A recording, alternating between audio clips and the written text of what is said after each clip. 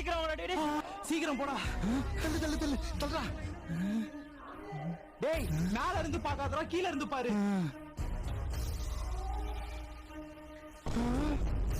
என்னடா நான் லாஸ்ட்டா சரி நான் எங்க இருக்கேன்னு பாரு இரு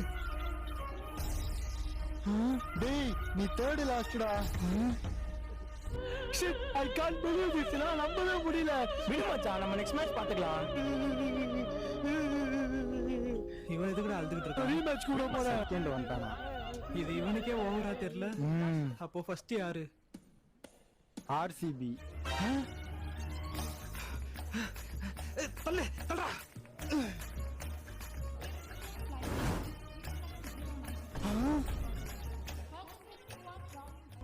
இப்பதான் ஒரு விஷயம் புரிஞ்சது